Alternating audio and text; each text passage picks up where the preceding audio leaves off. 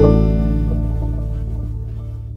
everybody, welcome back to Improv Town. As always, I am your host and ambassador, Clayton Mashad.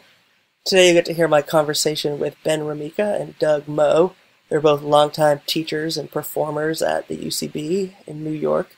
Ben is a longtime member of the weekend team Airwolf. They both perform together in the Teacher Feature show at UCB. And Doug Moe is the recent co-author of the New York Times best-selling book, How to Not Get Shot, and Other Advice from White People with D.L. Hughley. In this episode, Ben and Doug share their perspective about how they think improv has changed over the years and how it's different in 2018, and then they go on to give some great improv advice. Alright, as always, rate and review this podcast wherever you listen to podcasts. Alright, enjoy it.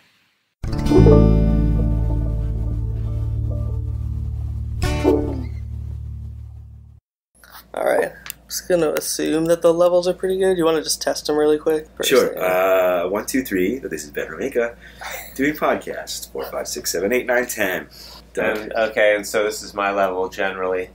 Let's see if that works. 1, 2, 3, 6, 7, 8, 10, 5.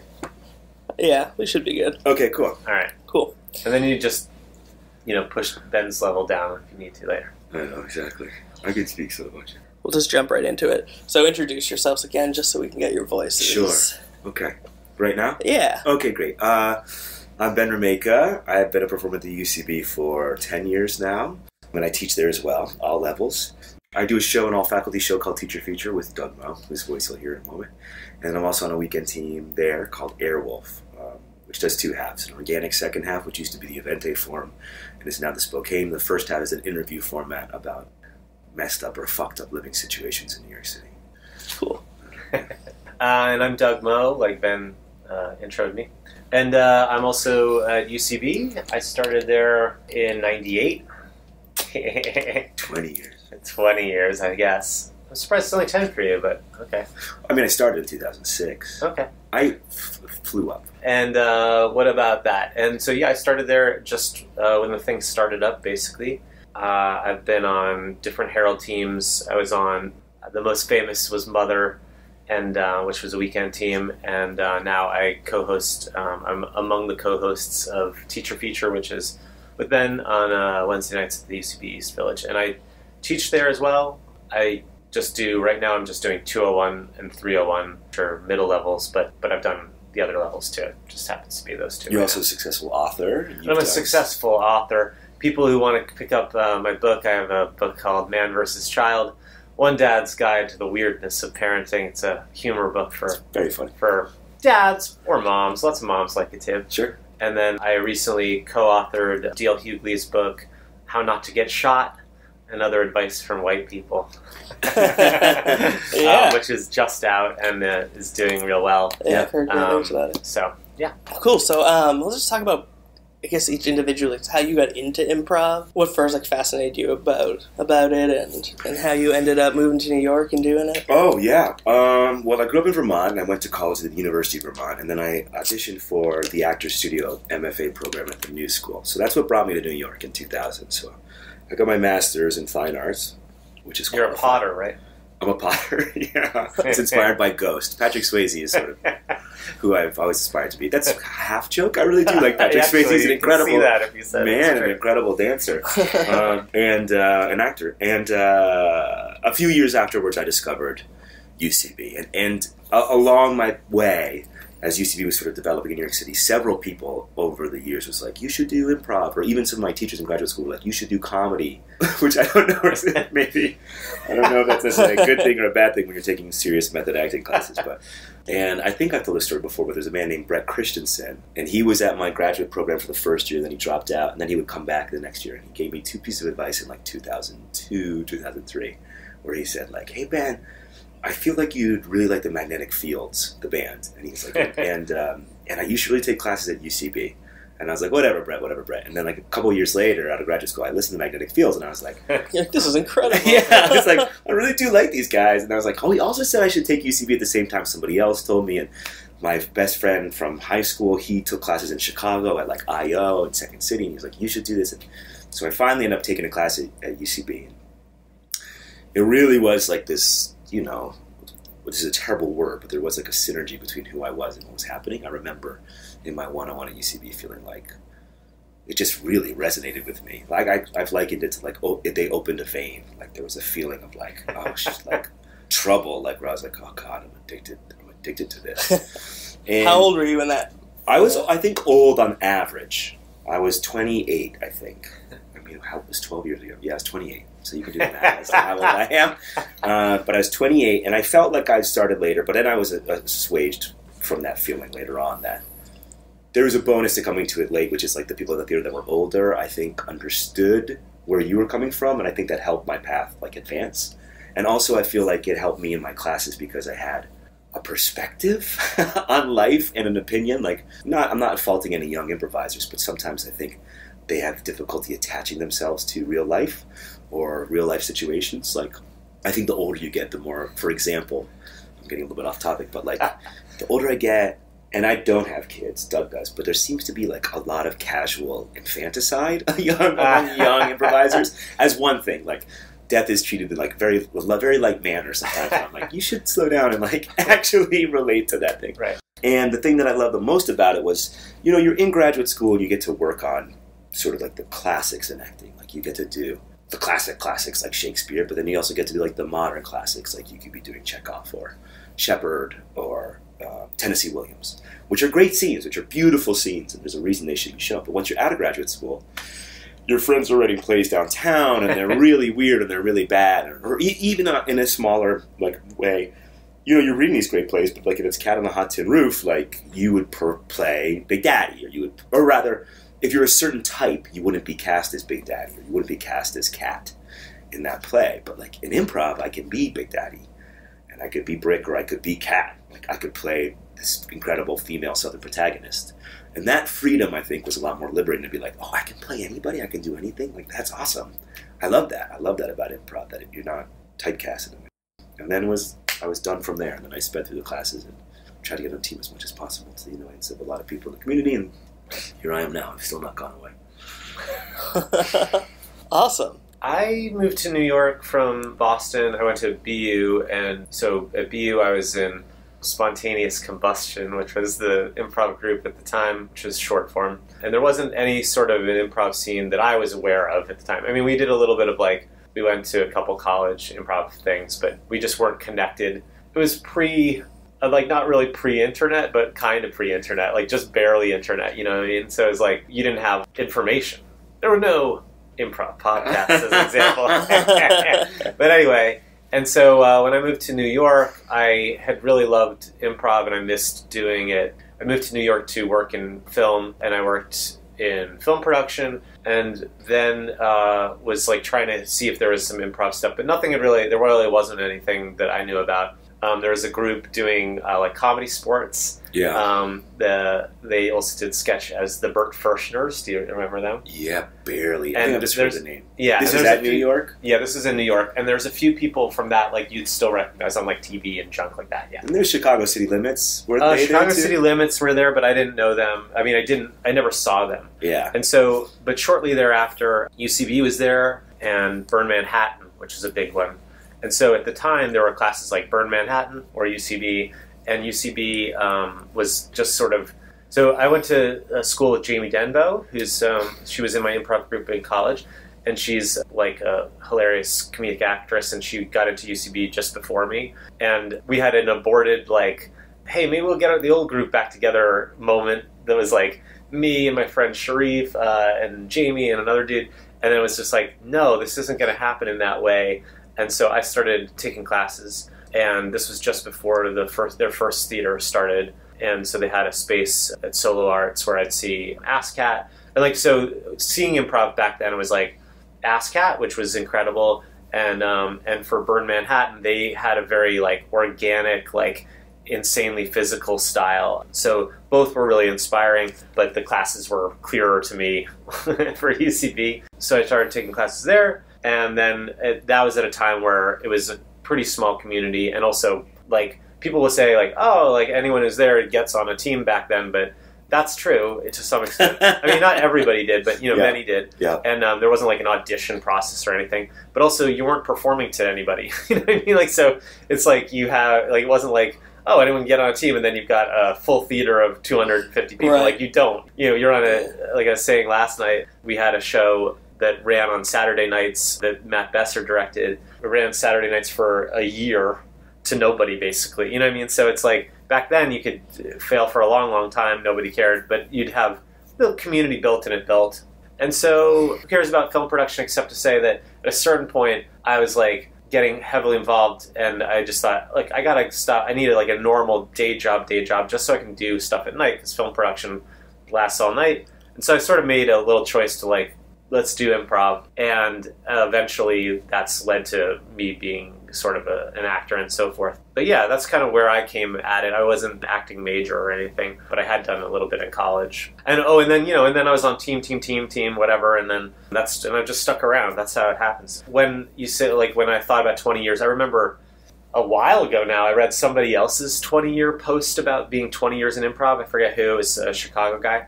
And I was like, wow, that seems crazy. And I just think, you never know what you might do for 20 years. You do not know. You do not know until that happens, and you're like, wow, Like, yeah. I just think, like, it can feel like listening to someone say, oh, you did something for 20 years. Like, they had a plan that they're going to do something for 20 years, and that's not really the case, I don't think. Not that I would, I don't regret it at all. I just think it seems like a long time to do anything, but yet it doesn't feel most of the time like, yeah, well, I should, like, why stop that? Yeah. And you wrote solo shows? Yeah, I did some sketch shows. I've done some sketch shows and some solo shows and other stuff at UCB. I mean, that's a good thing about UCB is it's not just an improv theater. There's a lot of, most of the nights are not improv, actually. Yep. So, yeah, I did some sketch shows and one-person shows. And cool. Do you guys find that it's becoming any easier to make a living as an improviser, or is it still like you try to do improv as much as you can, but then have to find other ways you want to take this? I'll take it first. I mean, take it to the we don't get it. We get no money to perform improv. Yes. So that's the one thing. There's no such thing, but there might be such a thing, but it's not improv that exists for me. And if you make money at it, that's awesome. I mean, I make money because I teach it, so that's good.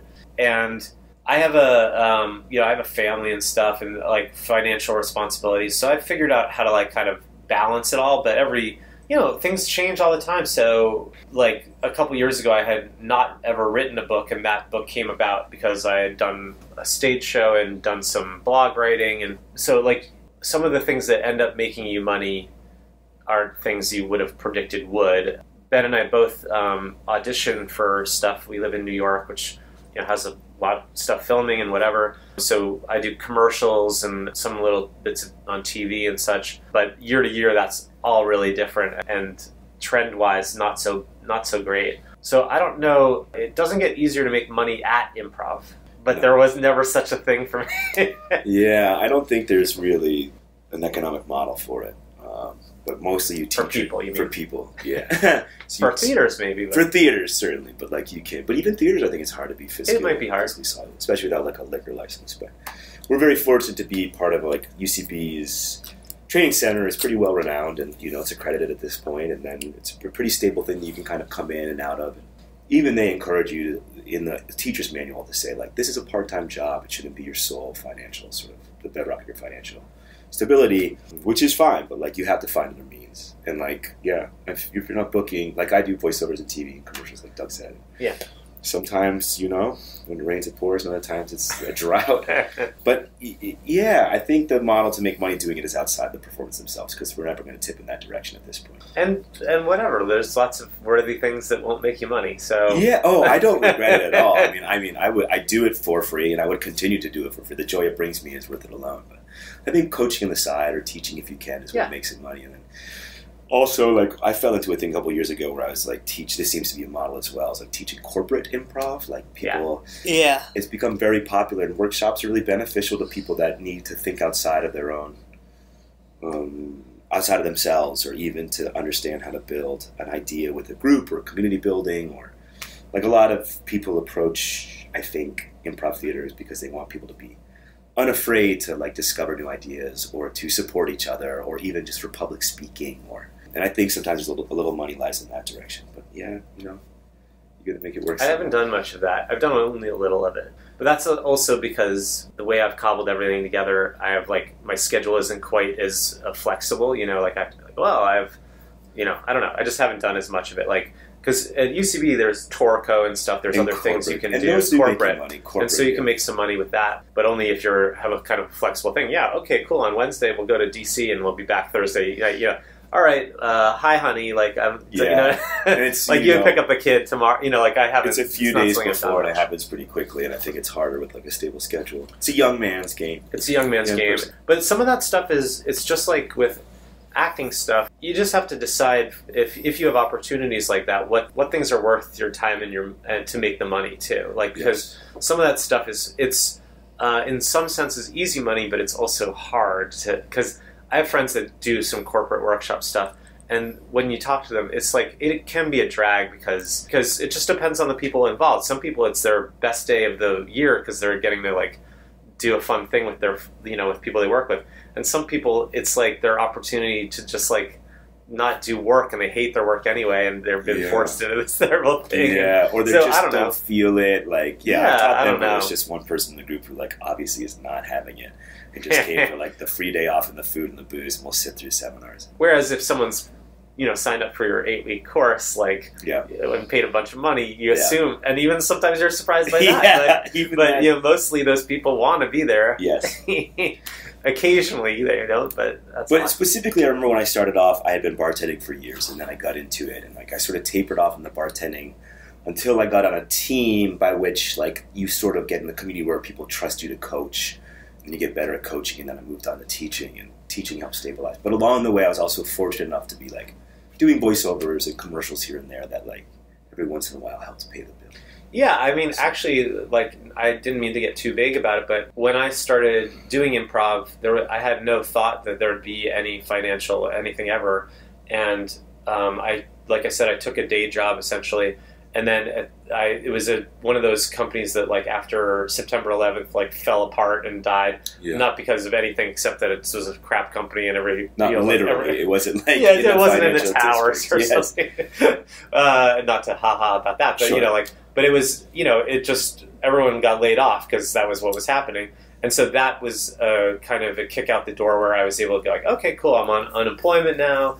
I can audition more. And at that point, I was auditioning for commercials a lot more, and so and I had a little lead time to do that. So I coached, and at UCB, you typically would coach, and then you might be able to teach. And when I started teaching, it was probably there were less people, and it was easier to become a teacher.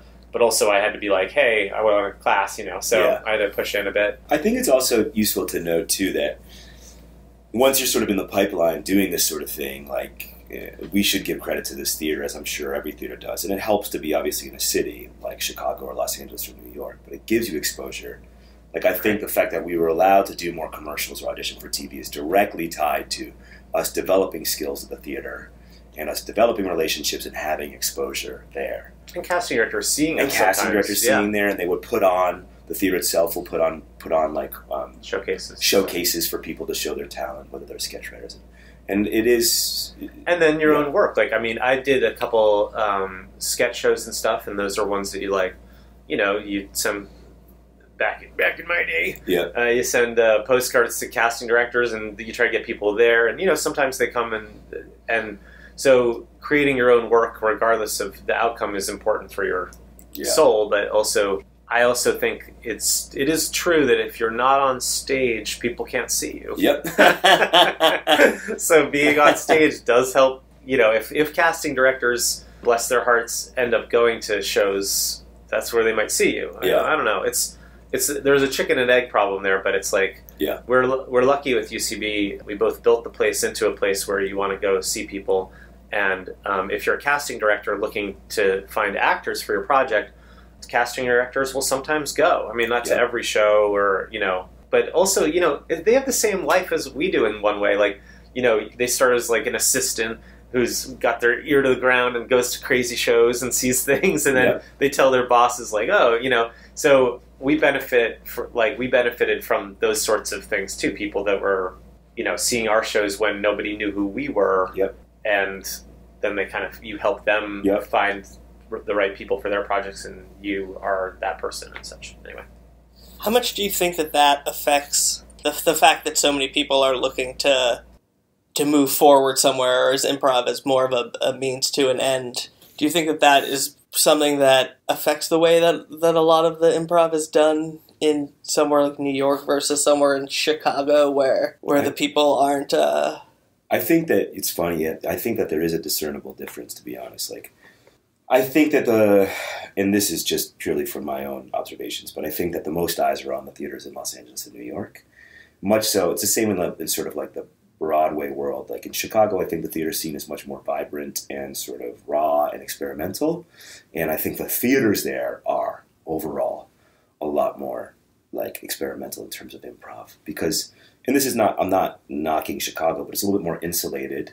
And like I said, doesn't have as many eyes on it. And I think in the past few years, even the 5 years, like there has been a shift at UCB and other improv theaters with like agents tell their talent to go there. Like I think that there's been a recognizable difference between like the sort of rawness and experimental type of people that we get. And I know every teacher says this because all of us are like, the weirdos are gone. But like we've seen a lot of weirdos, and sometimes maybe we're a little bit blind to that. But I think there is something to be said. Like I think it has shifted more towards a type A personality that sees taking classes there as, if not just something you can check off on your resume, then like as a means by which you can get eyes on you, which is not totally wrong.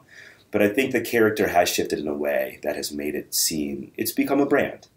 It's become a little bit more established. And when that happens, I think people seek it out, and it becomes a little bit more commercialized, and maybe you do lose a little bit of something, a little bit of an edge when that happens. Could be, and I mean, I don't know enough from other cities. Like I don't know Chicago, like what it's like there right now or anything. And then only anecdotally from people I know who've moved from New York to LA, what they say about LA improv versus here. And that opinion really, I mean, from here, I'm like, when I'm in New York, LA, like the difference, there probably is a difference, but I don't know what it is exactly. And people taking classes is interesting because at UCB, it's been a thing for a long time. So in one way, it's a hobbyist's thing anyway. Like if you're like, oh, maybe I'll take a yoga class, or I'll join a kickball league or something. You might also take an improv class. There are people. I just had a class with a few people that definitely they were there because their agents probably told them to do it. They're model/actresses or something. But I also have people that are like retirees, and I think what's been cool about it, part of what's good about becoming an institution, is that it opens it up to people that like, you're not going to get, people that are like a 65-year-old woman who like she's not going to see the flyer on the cork board outside the co-op on, Yes. Like she knows it because she's like, like it's become a it's thing. In Time Out. It's or in like Time Out. She saw Berbiglia's movie, or who knows? Yes, who knows what she did, and so that's kind of cool. And at UCB, they've done some work to some diversity work as well. Some of that isn't even just like racial diversity. Some of it is even just age. So or like military service. So there's like a little bit of like outreach to communities that you might not otherwise find it, but I also think it just helps to be a known entity. Yeah, I think there has been more of a diversity of voices. Like there are definitely more Type A people. I think from my perspective, we're in a hotel room, and so there's a murder going on next door, but we're not going to stop. We'll just let it happen. We'll clean it up later. I think it's a cleaning going on next door. Oh, is it? That's what you, quote unquote, a cleaning. Quote unquote. The cleaners are here. So what was my train of thought? Oh, the diversity of voices. Like because even when I was there, it was mostly overeducated, underemployed, straight white dudes, which I think is the epidemic of where nerds. You could say nerds, but nerds. Yeah, our nerds have diversified. But they've diversified, and that's important. We have a lot more voices now, And I think you get different perspectives, and I think there is value in that. And you do get that at the lower levels. Yeah. You do get that at the lower levels, and then as it goes up, it tends to skew younger, I think, overall. But it's still becoming more diverse. And UCB, thankfully, has made a move in that direction. But also, I guess I also feel like I knocked us a little off topic. Like, people pursuing improv as a means to a goal of booking work, you know, all it takes is Amy Poehler to get on SNL. You know what I mean? Like, you only need a few things like a few people to end up on Saturday Night Live before people think that that's the way to do it. Yeah. And they're not totally wrong. It's just not that everybody who goes through UCB ends up on SNL. Like, right. I mean, like, right, yeah. So it's like if you were like, well, what's the path to SNL? You know, I don't know if you've had, but I've heard other teachers tell me they've had people say like, well, I'm taking this class because I want to be on SNL, and it's their 101. Oh, like, yes. I mean, in one way, that's a brave thing to say, but not if you're just deluded. Yes. Yeah. Well, no, there's discernible bumps. Like, I think Amy bumped the theater up, and I think the Broad City girls really bumped it up as well. For sure. Because Abby and Alana came up through UCB, and I remember at 101, second week of a 101, and a young woman said to me, like, well, I'm here to find my Abby. She said, so that I can have she my thought show. she was in Alana. Yeah, which is, I guess, if you're like painting yourself in broad strokes, she kind of was, even though I think Alana is singular. No one is really like Alana. It's very funny, and I was just like, slow the fuck. Can I swear? Yeah. Slow the fuck down. I was like, I didn't say not those words, but I was like, don't, just relax and learn, and you'll be fine. But I was like, and this was 3 or 4 years ago, and that was one of the moments where I was like, oh, this place is.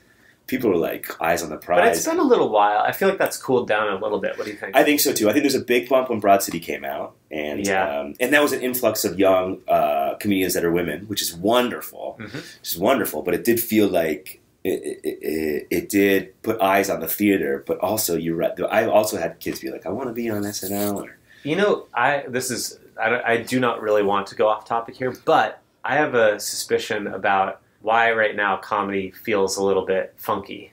Why? What? Trump, that's it. Like, people don't have the time and energy to like take an improv class as much as they did. They're not thinking about. Oh, you like, mean remember, attendance in classes? I'm just talking about like remember we were talking yesterday about Broad City specifically, and like, you know, it's fifth season and so forth. But anyway, people, I bet yoga classes are down too. You know what I mean? Like, I bet like all the kind of like recreational makes you feel good stuff. How far did we go? 20 minutes before mentioning Trump? That's pretty that's good. Fine. That's probably plenty. I tried to ignore it. No, I felt that way too. As soon as he was elected a year ago, I felt that overall, we got an email from the head of the school being like, what classes have slowed down? I think when there's an overall pall over like the entire culture of society, I don't know where everyone's politics lie, listen to this, but I think a lot of people with liberal perspectives in major cities felt like it was a misstep. I think that people are less inspired to like go do a fun thing, or at the very least spend money on themselves in a way that they would go do.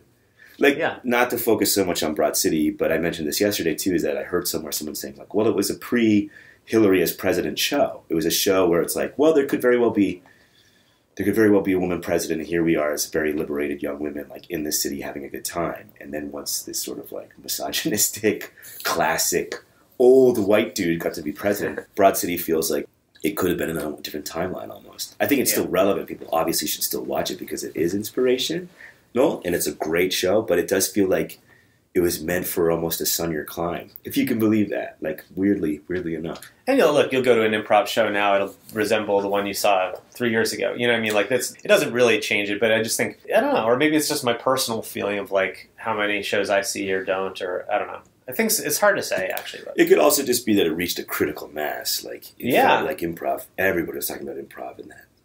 Yeah, I don't know. And it could, I don't know. Yeah, this is like really just about feelings more than really any evidence at all. There's no.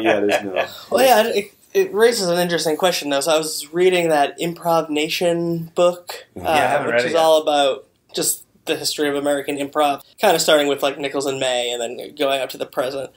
And it was or Viola Spolin. What's her name? Yeah, starting with like all the super early Chicago like Compass Players and stuff. Players, sure, yeah. And then there's they were having this interesting, or the author was laying out this interesting idea about how there was always that crisis of when the politics would change. It like redefines how you do comedy. Yes. Like pre pre-JFK, it was very like, you know, critical, you know, the liberals being critical of the government. And then all of a sudden when your guy gets in office, how do you change, you know, political satire, and how do you change making fun of all the stuff that's going on in the news? And it was interesting to think of like, and then even talking about Nichols and May and how so much of their joke came because they were from a very, you know, like a pre-sexual revolution generation. Oh, yeah. And just how all of these, you know, we've had kind of all of these different improv moments that were all defined by cultural shift. You know, kind of whatever the cultural shift was. Mm-hmm. And I think, go ahead. Sorry. And so I was wondering, and then we were talking about how, you know, what effect Trump has had on improv. And how improv we still are doing improv the same way that we did it before, because, I mean, that's because we're just doing improv in the way that you just do improv, you know, like, oh, you say something, that makes me... Also saying that it seems like it's kind of dropped off, and I wonder if there maybe is a different way, like maybe the improv hasn't changed, but what people... are looking for comedy hasn't changed? Well, to circle back a little bit about the differences in Chicago and LA and New York, I think, I'm not casting blame, but I think audiences are different in those places, is what I've heard from people in LA and the way that they react. And I think that has to do with a cultural shift and what they think is funny. And I think also hand in hand... Stuff about the 405 kills in LA. And it's all 95 jokes in Boston and Providence. Down to Washington, D.C. Is that where 95 goes? Sure. But I also think in hand with what the Trump administration is also the Me Too movement. It's the improv opening up to a much more diverse sort of casts, which is important. And I think because improv is so of the moment, and it can be, reference humor can be a little bit base, but there is a certain like topical feeling to improv that is different than say stand-up, which is developed. But all comedy gets dated at a certain point, unless you see it like as a capsule of what's going on historically and culturally in the moment, or if the comedy is just very, very resonant in a very basic way. Basic not being like an accusation of negativity, but rather... Universal. Universal, thank you. Like resonating with a lot of people. Then the comedy can like withstand a long time, right? But there's stuff like, I was talking about like Blazing Saddles. AFI top 100 comedy. I love Blazing Saddles growing up. It would never be made, with good reason, today, because the content... Have you watched it recently? I have. Okay. And it is like... held up for you or no? Certain moments, it's like, oh, you can't say that and you shouldn't say that, and like broad strokes of like making fun of blacks, or like or like at Dom DeLuise's character at the end, which is very one-dimensional, like queer man, like there's just stuff that's like no bueno, you know. And I think it's funny because we sort of traverse this territory as well. At least I have personally, where like, you know, I'm like an older straight cisgen dude, white dude, like. And I've had to be very open to like learning and being like, that's not funny. I don't do certain stuff anymore as the culture has changed. I ask students sometimes, or other improvisers that might be like people of color or LGBTQ, like what? How do I say this? What do I do? Like you have to be open to learning and changing, because the form changes too, and you want it to be open to everybody to begin with. And also, somebody said to me a long time ago too, it's like, there's a smarter joke. There's a smarter joke. There's a smarter joke. And I kind of agree with that. Like, you can make better moves that will support all people and still be funny, that ultimately move towards having a universal funniness or truth that I think. Look, I'm just ignoring all you just said to talk about something I want to talk about, right? Great. So, like, comedy is in a weird crisis moment in a weird way, right? So, did you watch Nanette? I have not watched Nanette. I didn't want to watch it because I felt like I was given homework to do it, but my wife wanted to watch it, so it's helpful. That's when a wife really helps you. Sure. Why is that? Get married. Staring why are you married? Okay, that's why we're on this podcast. Yes, it's for me. You're going to propose on this podcast? You put the Ben's looking for a wife. Anyway, but like I ended up really liking it. But, you know, of course, there was a lot of talk about that. And because it's talking about what comedy is, in one way, what comedy is. And then, like, you just look at Twitter. You know, before the election, Twitter was a lot of fun. And it got worse and worse. And now it's, like, no fun. I mean, it's still fun in pieces, but the like people that used to kind of tell jokes, it's like it's a little bit. It's not, comedians have fully gone to talk about politics. So that's like, I mean, I just think it's in the air right now. It's a tricky moment, and it'll be interesting to see, but perhaps only we'll know in hindsight what it does. Like, I'm curious what leads what. Like, I do need to read that book, but like. Does Nichols and May, do they reflect a thing, or do they change a thing, or is it a pivot moment, or what? You know, say they come from a certain like. I love those guys. Like, you know, they're so funny, and so do they catch fire because they're saying something about they were a new thing to people first watching them. You know? And so is it just because that or Broad City or any of these things when they catch fire, it's because it's people didn't know they needed that yet, or what? You know, I don't know. It's interesting. And then, of course, there's stuff you look back and say, well, I understand why this was funny then, but it's not funny to me now, and because comedy is constantly changing. And some stuff doesn't. Like, my daughter's 12, so we'll watch Buster Keaton and stuff like that, which, of course, is hilarious still. And then I'll show her things like, like I showed her some Rodney Dangerfield, you know. Yeah. That... He is still really, like, you watch those, I mean, they're all wife jokes, basically, or, you know, not all, but, you know, it's like, oh, I get no respect, you know, but it's a universal, they're so well crafted, yes, and it's relentless, and they're so funny, and I still think they're funny, even though when I've told them in my class, people don't like them.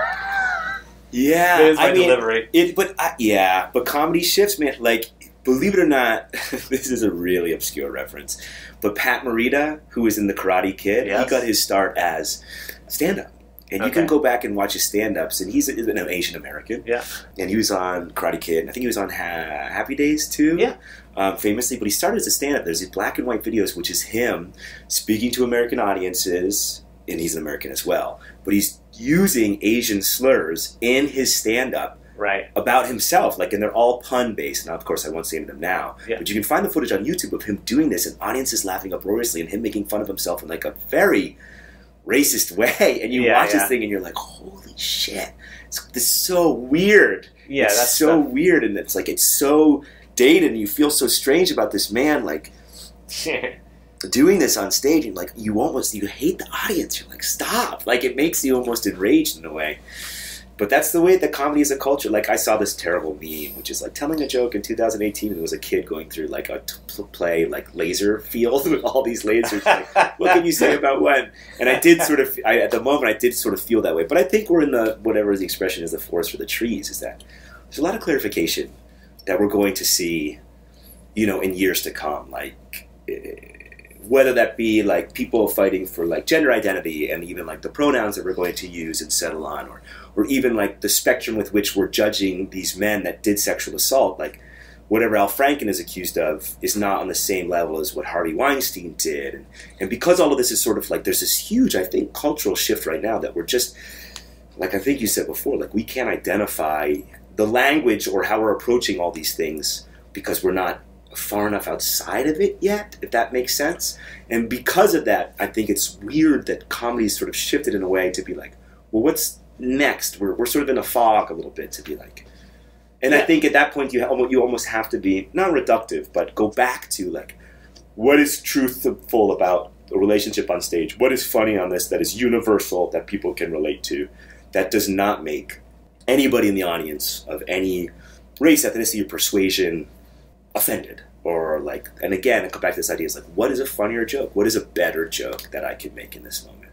Because there always is a better joke that's not like the joke is fat or the joke is gay, which is, I think, reductive and cheap. You know what I mean? Yeah. And it's not like I'm a saint. Like, you know, 8 or 10 years ago, I'm sure I played characters. I know I played characters that were like, I'd be ashamed to do now. You know, but that's part of the self-education, hopefully.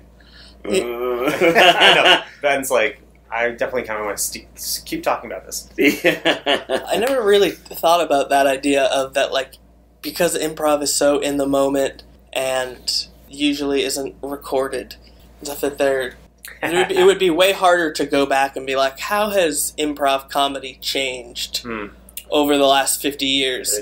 Whereas you could go back and read almost 50 years of Second City sketches or something, right? You know? Yeah. And you can, this is how sketch comedy has changed. Yeah. Well, there's obviously some similarities. Yeah, it would be interesting. Well, let's see.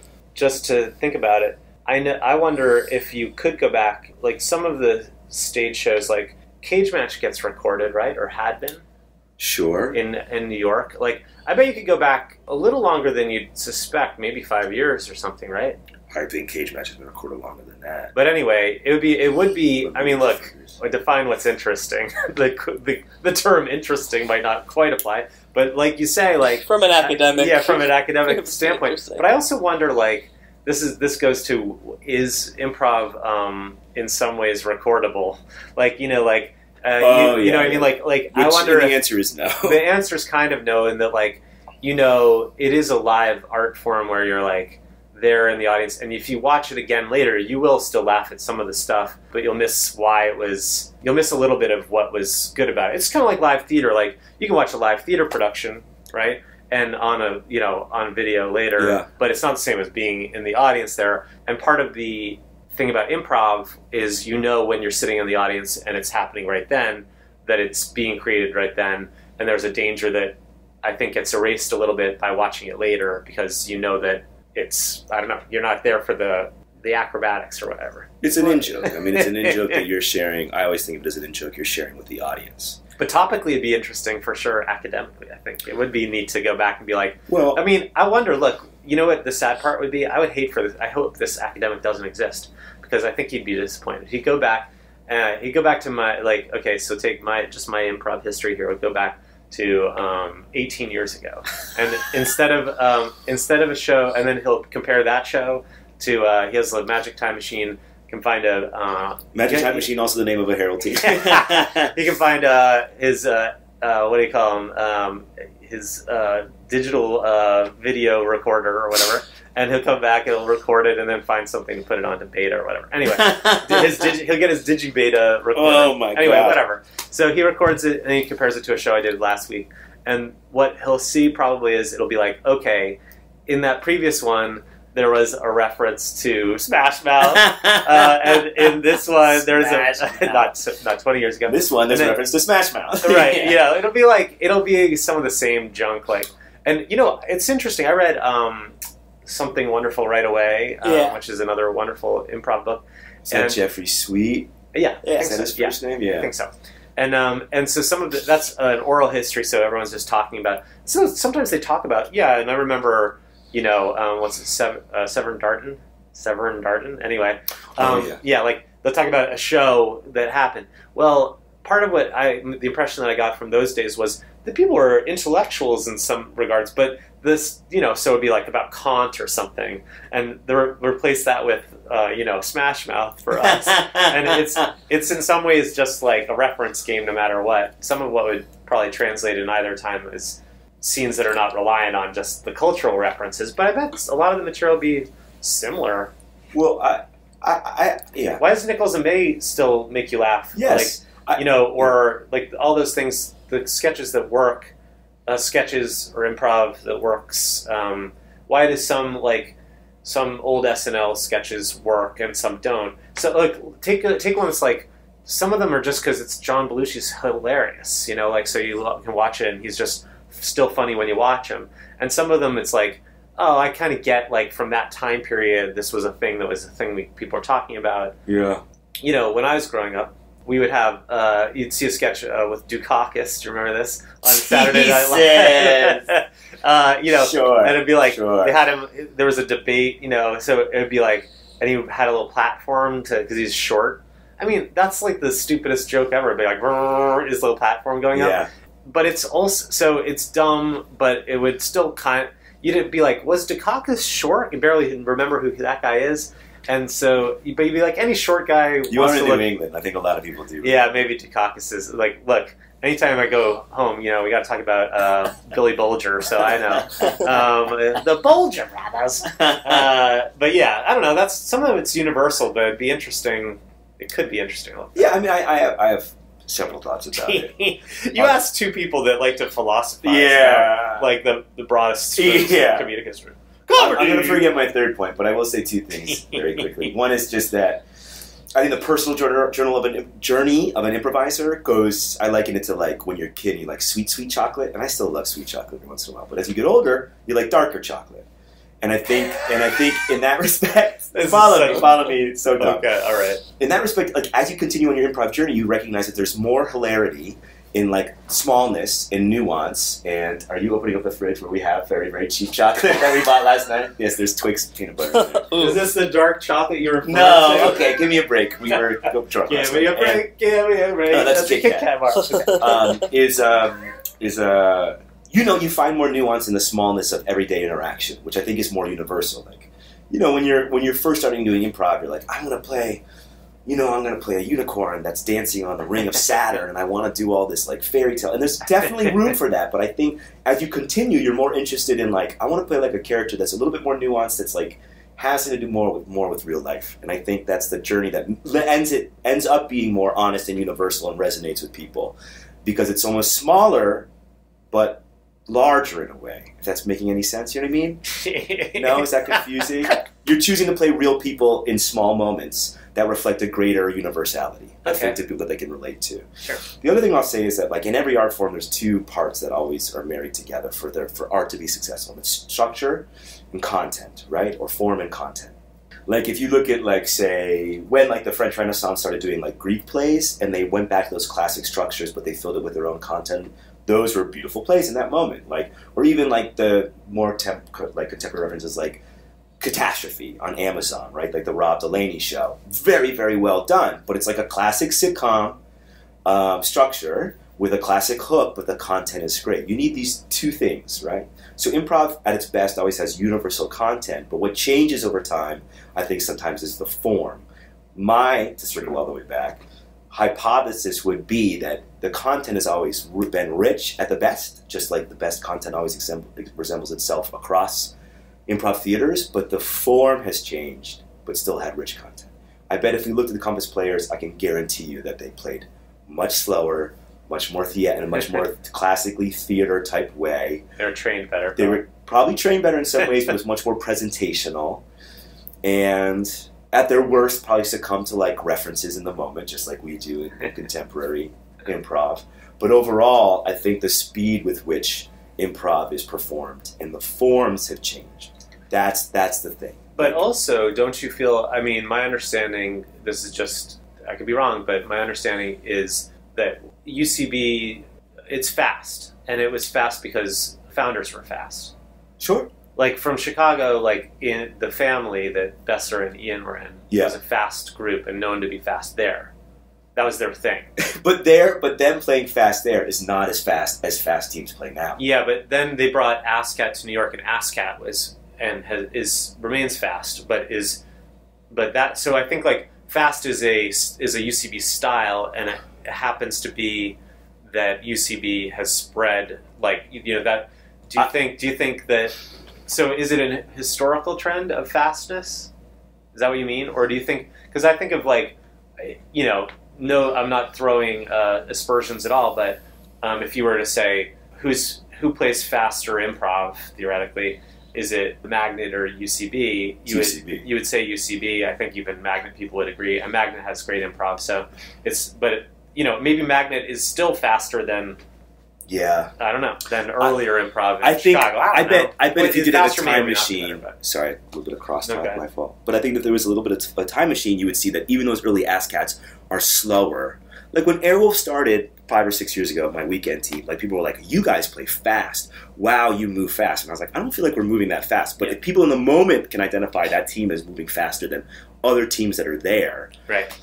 Then I think it has shifted forward, and I bet. Yeah, and I performed with people in Chicago, and we finished a set, and I just did what I would normally do in terms of tag outs as other people on the stage, and one of the players there. They were absolutely right in what they said. Like, it was a fast-moving show, but they said, like, wow, we're really playing the bongos out there, which is to say that there were a lot of, like, tags, like, playing the bongos, and I was like, oh, and I was like, I'm used to sort of playing that way. And I'm not even necessarily saying that that's a good way to play or a right way to play. Like, I think it can castrate, like, good, strong scenes if you're moving too quickly. You're kicking the legs out of things that could be developed. Yeah. But, yeah, I think the shift has been I mean, it might be like when you have a band and like, you know, you get the other drummer comes in for the day and you're like, okay, let's do that one. It's like T, and everyone starts moving faster. Yeah. I don't know. I'm curious. I just know that UCB had started fast, and yes. And I think that's the preference. And whenever I went and saw ASCAT early days, or whenever I've played an ASCAT with certain players that played from early days, you know, like I don't know, some people play fast. So, but fast even for me, like I've played with people that I'm like, whoa, man, like. Yeah, I'm getting lost. Yeah, and if I get lost, like there's people that are really I lost. also have like a bit of a soft hypothesis that the city itself reflects the improv. Okay, like I authentically believe that. Like there's a component that's fascinating I think about Chicago improv, which does not happen in New York, which is that Chicago improv has a history of like blue collar people that would come in because of its long time being in the city, and the way that reflects is that it has a broad base of people that are blue collar workers that would come in. UCB never had that aspect of the working class that would come in and take classes to the extent that I think Chicago does. No dock workers. No dock work, no stevedores. Like I just don't think that exists there. And I think to that degree, like even the tempo of the city, even the feel of the city, I think influences the improv.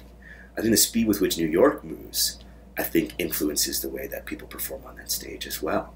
Probably. And I think that there's an influence in Chicago. These are broad strokes, I understand. Forgive me if you disagree, because you're probably right and I'm wrong.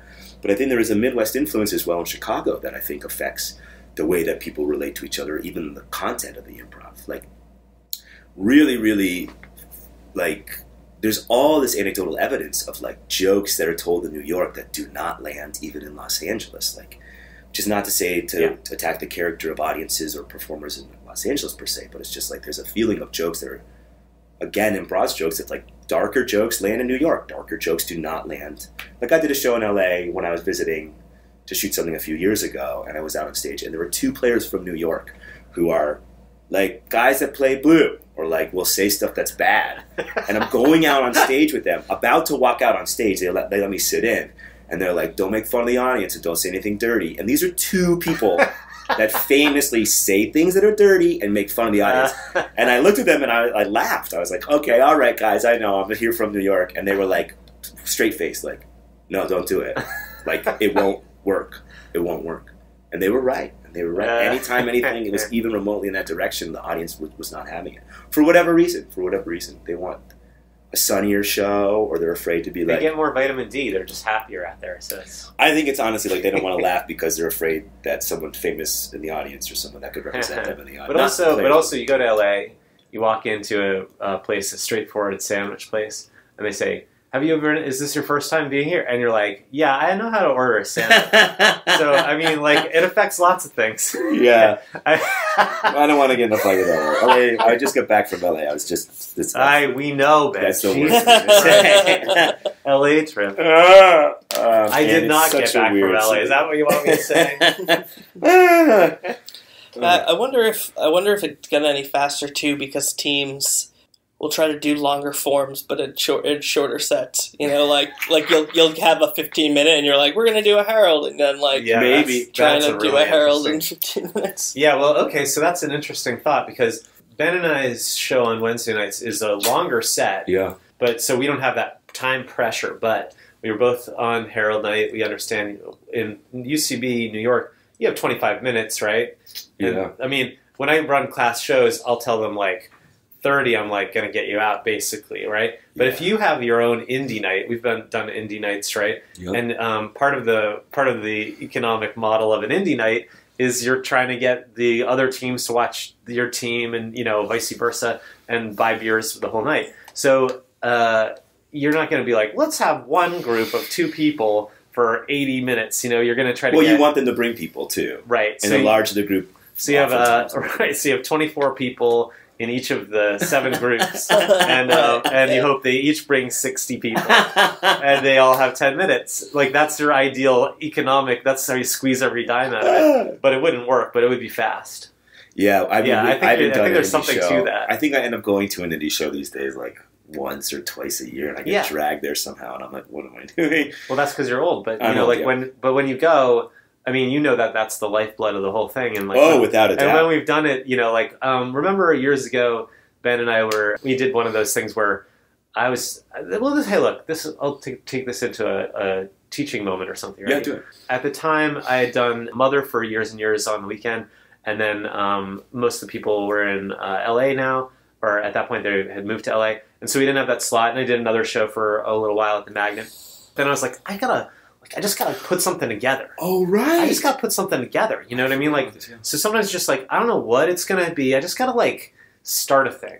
And so I gathered Ben here and the wonderful Sylvia Ozels and Zach Willis, who is also here this weekend. With men and women, yeah. With women and men, yeah. Women and men, sorry.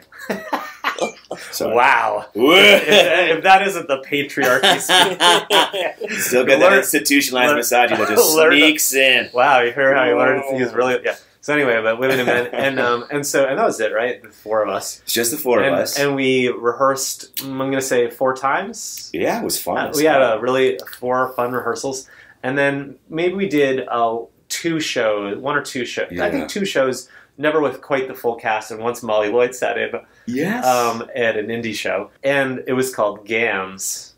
It was called GAMS. I still like that name, but anyway.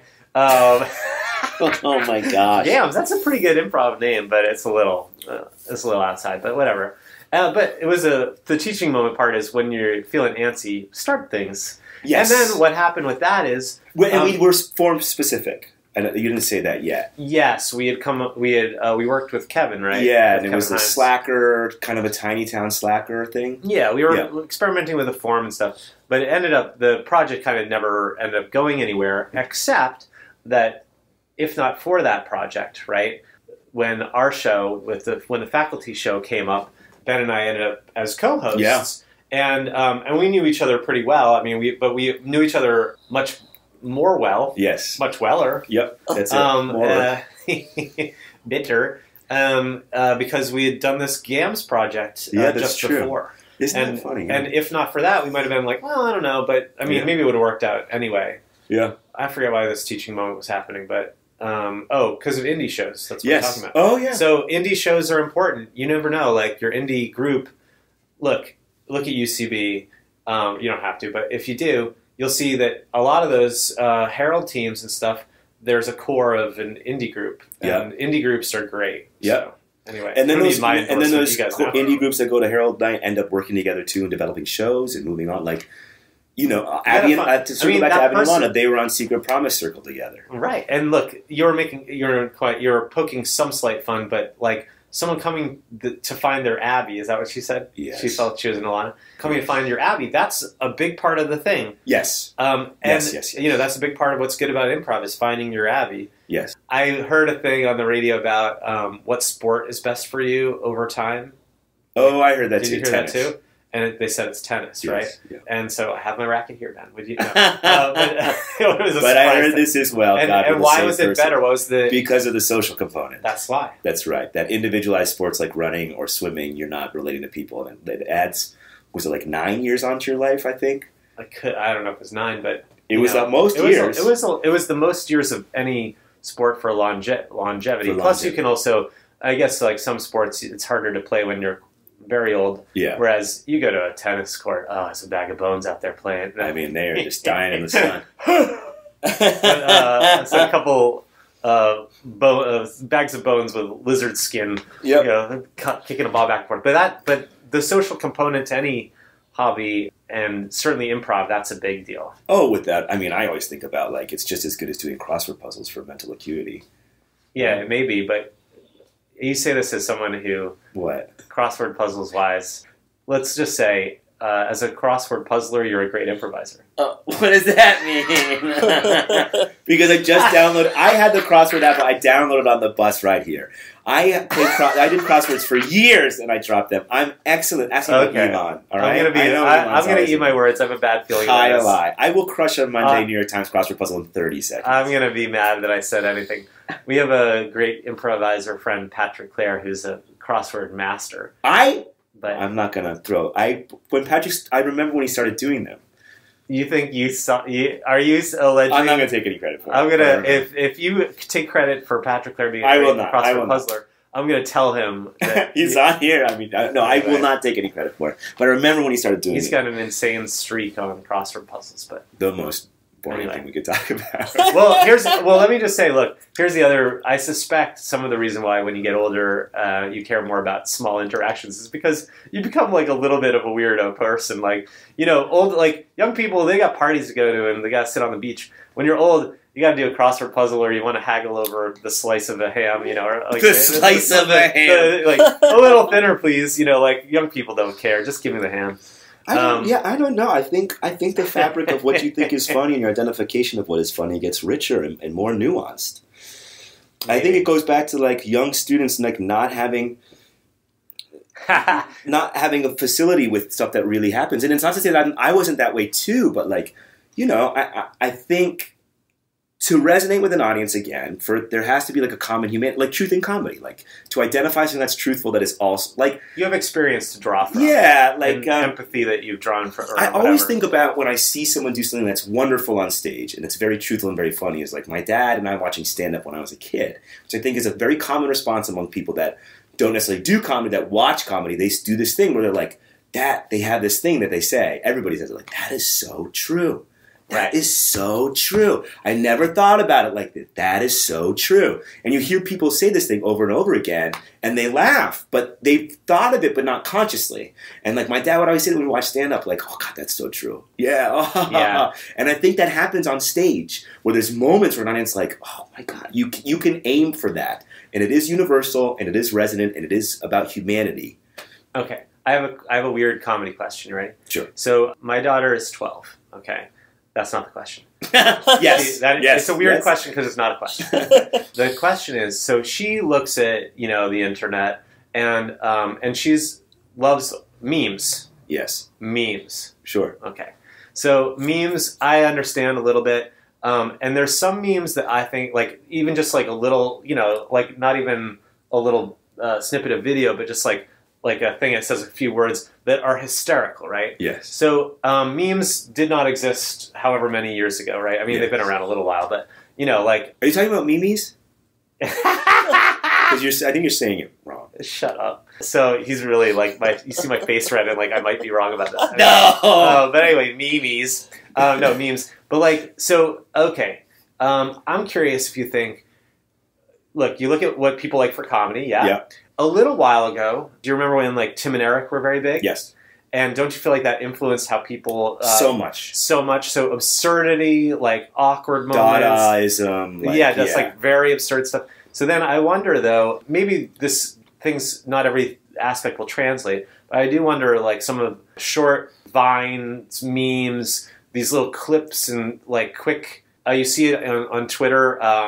this little joke, like the joke structure and delivery, you know, it could be that we're missing it because we just don't care about that stuff as much. Like maybe that's something that will influence, like you watching stand-up, oh, that's so true. The meme stuff somehow will translate into performance for people maybe younger than us. I don't know. I mean, I think memes elicit the same response. I think you read them, see your meme, and it's like, that is so true. I never thought about that. Yeah, no, like, you're right. That's true. It is a joke. I just think the difference is that it's a visual...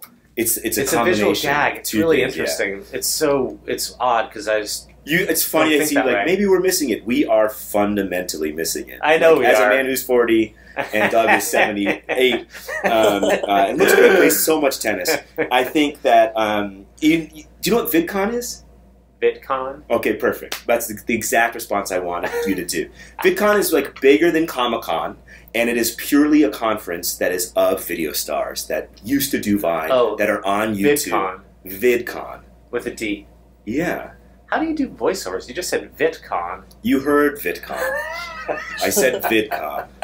How do I do voiceovers? I speak into a microphone. Of course I know what VidCon is. No, you don't. You tried it. But it's an enormous thing that we have completely missed. Right. Did you know what Dramageddon is? Dramageddon. Of course I know what Dramageddon is. It was a huge blow-up between 3 or 4 of the most prominent makeup tutorialists on YouTube. It's enormous. Each of them have 4 to 6 million followers, and those millions of followers. I would not know about this if it was not for a podcast that I listen to, which is like an old man's version of like how to get contemporary news. But yeah, there's a great wealth of kids interacting with the internet and following their own comedy, like people that we have no idea about. Yeah. And it's just accelerated over time. It'll be interesting to see whether, like, what of it sticks. You know what I mean? Like you say, maybe it's the universal, oh, that's so true. Like, I'm literally thinking, I have that, what's it called, that time hop app that, like, you know, shows you, like, a picture from a year ago. And mine sometimes shows me tweets I had a year ago, which I got to turn that off because it's so bad. You're like, oh, why did I ever tweet that? But one of the ones that I was like, oh, I'm glad I saw this. This was just a meme.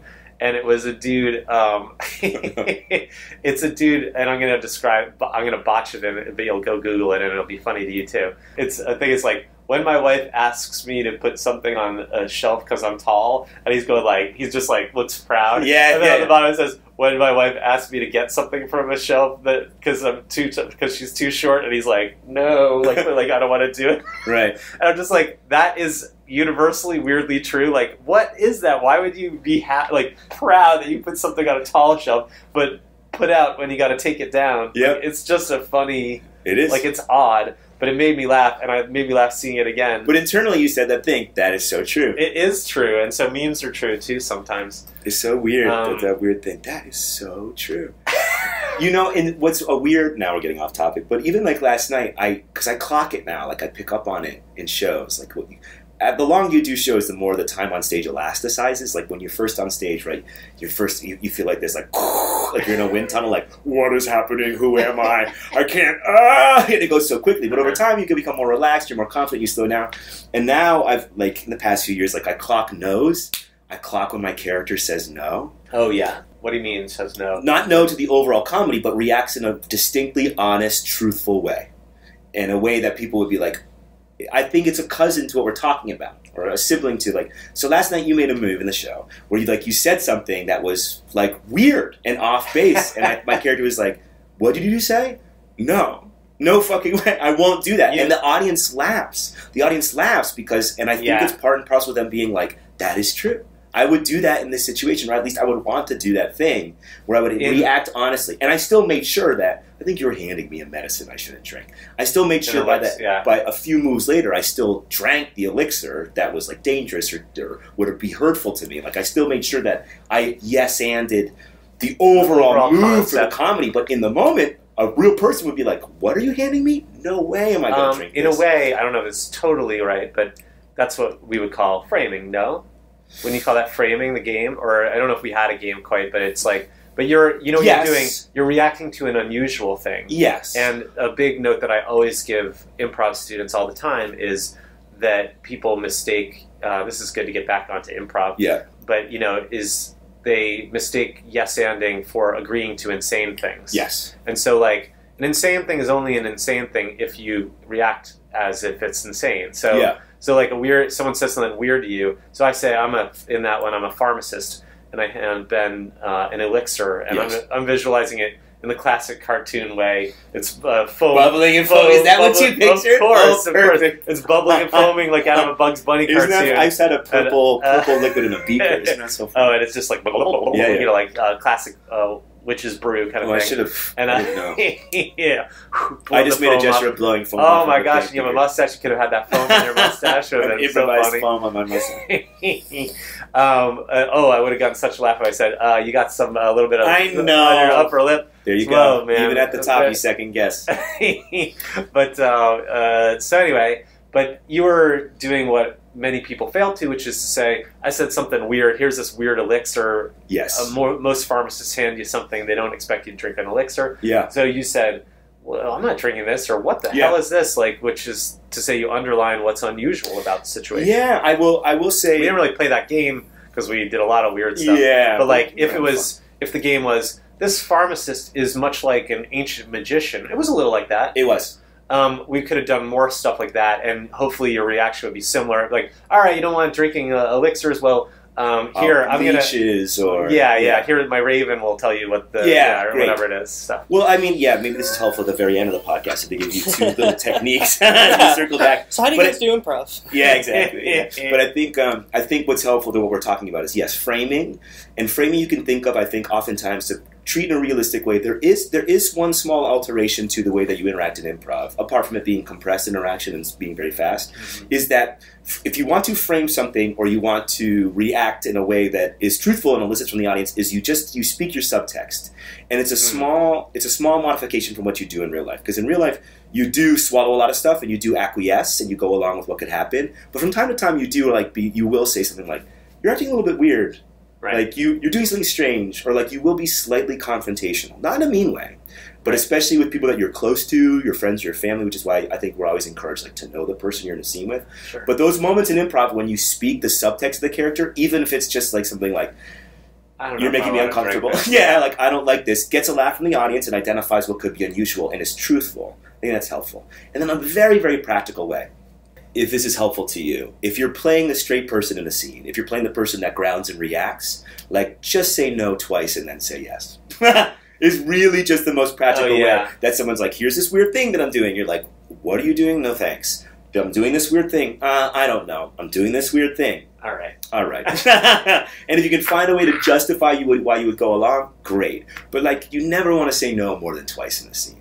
Like people want to. That's interesting. That's a very good way to put it. Yes, because I think that improvising, there's a very. But do you worry? I mean, you said never say no more than twice. Yeah, that's a good note. But I worry students would just take that as a rule. I mean, maybe the rule is good enough that it works mostly. I think also look for ways to justify, but to be on board. Because every time you offer, here's the thing, every time an unusual or funny thing is offered on stage, the audience, whether they know it or not, wants to see that thing. You've given them a promise to see something. It's almost like, Chekhov's gun. If a gun is introduced in the first act, it has to be fired by the third act, famously. That's Chekhov's gun. It's like anytime you make a behavioral promise, like, well, this is a thing that's coming up, this is a thing that's happening, the audience keys in on that. Whether they know it or not, they're like, "Oh, that's funny.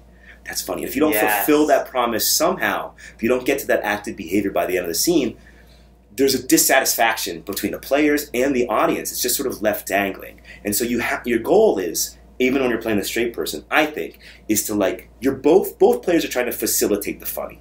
We both want to make this thing happen that we've promised, this behavior that could happen, this elixir that we're supposed to drink that could be poisonous, that could be dangerous. We've dangled it in front of the audience, and now we have to reel it in to mix metaphors.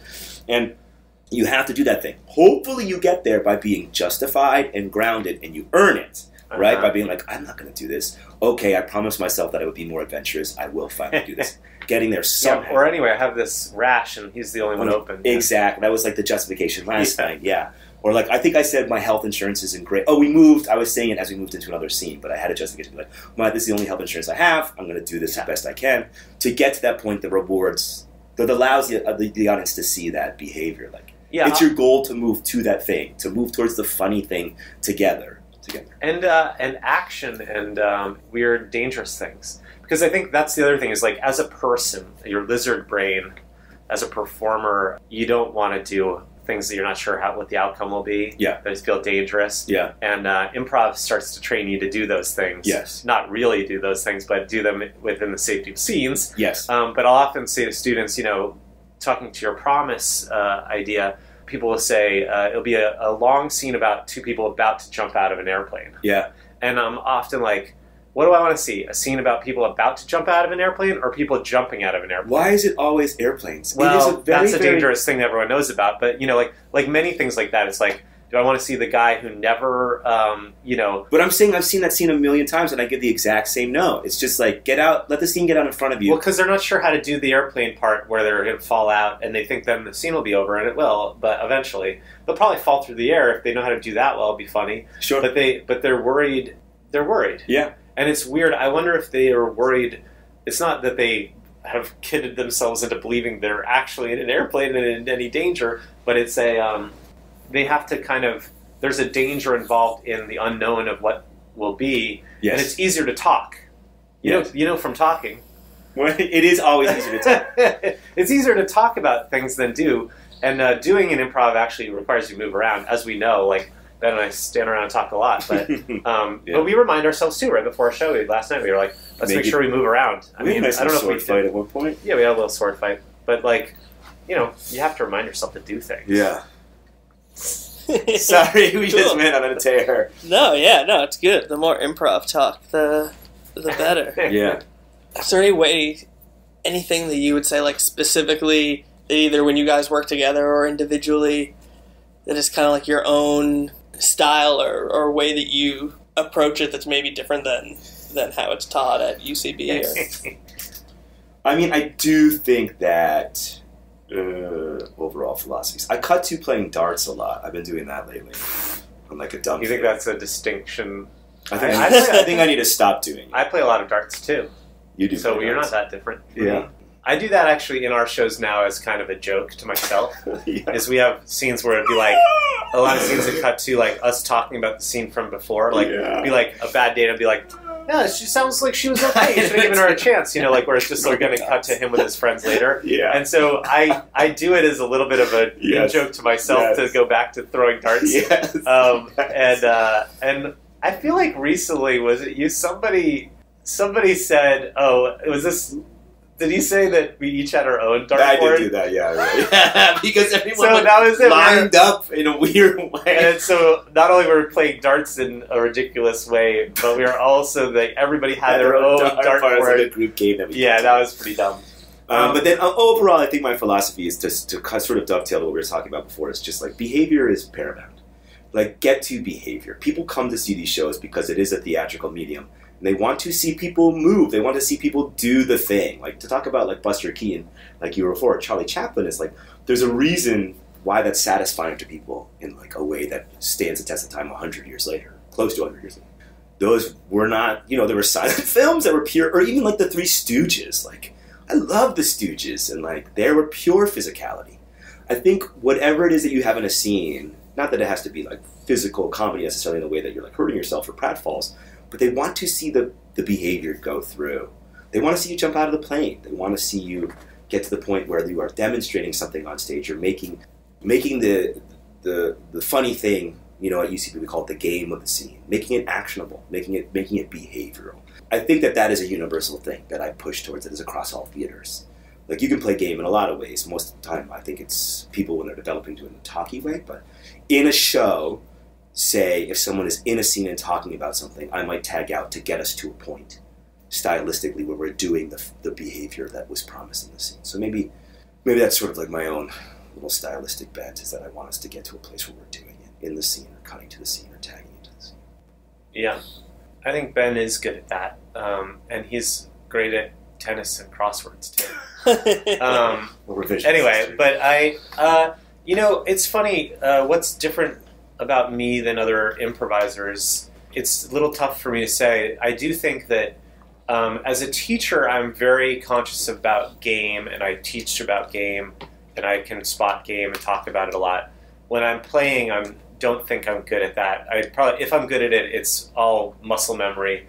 And what I work on, or I don't even work on it, but I'm not even sure this is good, but my current mode, I feel like, is trying to find surprise. Yes. And so I'm not sure that's always helpful, actually, but it's helpful when you have people that can like make it good. So I'm lucky in my show. I've Ben and Molly Thomas and a rotating cast of other people that are great, and so some of what I have fun with is finding surprising moments. I was telling Ben wasn't at our show on Wednesday because he was in Los Angeles. I was in LA. He was in LA booking something and shooting. I had booked it. He had booked it, and he was booking other things while he was there. But anyway, we had a show, and there were a couple surprising moments, and I've been doing this a long time, so I don't know if this will translate to the podcast medium. Put it in a meme. I'll put it in a meme later, but basically what had happened was I was in a scene with 4 people who were my defense lawyers, or they were my defense lawyers. They were my lawyers. I was in a situation where they were trying to get me to talk about a good deed, so I wouldn't have to pay so much alimony. Alimony, is that right? I don't know. Paternimony? Defense? Whatever. Yeah, I had to pay money, and they wanted to make me a good guy.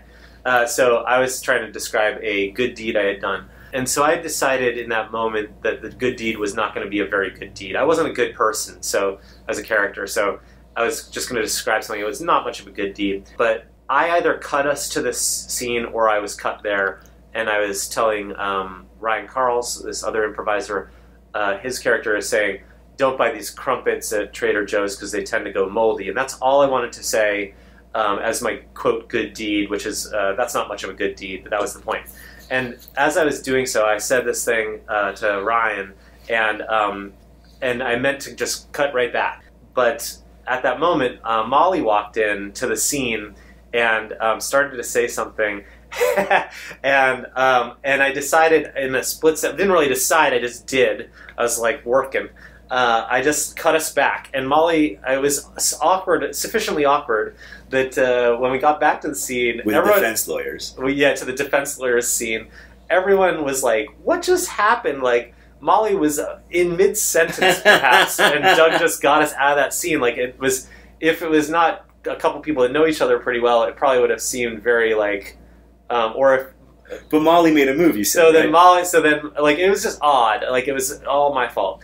But then where I started saying, so that was my good deed or whatever back in this defense lawyer scene. And Molly, as one of the lawyers, says, wait a minute, you just mentioned this woman in your story and that she came in and she started to say something and you didn't let her finish. What was with that? Like, and so she sort of called this awkward improv moment out in this way that was really funny because I had just fucked up the move. Yeah. And Molly is good at like calling weird things out like that. And then we had another moment in that same show where Ryan was being my father in a flashback, you know, but he was kind of an abusive father in this cutlery shop we worked in. And part of it, he starts to get sweet. You know, he's like, just now, son, you know that I'm not such a... And I said to him, and so this is just me patting myself on the back for a good move, but I said, don't try to make yourself sympathetic in my memory. That's pretty funny. So, but that just kind of came out, but I was like, I don't think I've ever done that before. Yeah. Where these cut to scene is definitely my character's memory about something. Yeah. But then I made it sort of self-aware just that Ryan's move was, it was a little dash of meta. I think those sorts of things are fun. I think you're also very, very adept at character. In particular, and you play high status great, but low status. I don't think anybody... Low status, I think, is an unsung hero that a lot of people don't do, but you do low status That's very, the nature very of being well. Low status, is that you're unsung. It's true. But I love low status Yeah, characters. and you do it so well. Do you know Bob Dassey? He's in... I know of Bob Dassey. Did you see him when you were in L.A.? We had lunch, yeah. But anyway, he's a wonderful improviser, and I took a workshop from him one time, and so I don't know him well at all, but I remember him saying stuff about, like, lose the argument. Like, that's a really funny improv move. And, and it stuck with me because in real life, people hate to lose arguments. And so you see scenes that are so fucking frustrating only because people in real life want to win the argument. Yeah. And it would be so much funnier to say, hey, man, you ate my ham sandwich. It was in the fridge. That was my sandwich.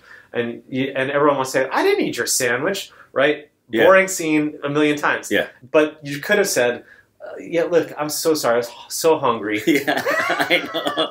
And admit blame, lose the argument. Yeah. You know, look, so I'll make you a sandwich right now. What do you want? You know, like, it just would be so funny because people in real life always try not to. I think of it as like, that's so funny that he said that's like, I'm going to use that. But I think of it as like, outsad yourself. Like, just go down and just get a sad and just take your lumps like a little turd. Take your lumps. And just go and like, I ate it and I felt really guilty. And I'll buy a new one. If I had money, I had money, I can get, you know what I mean? Just like, anyway.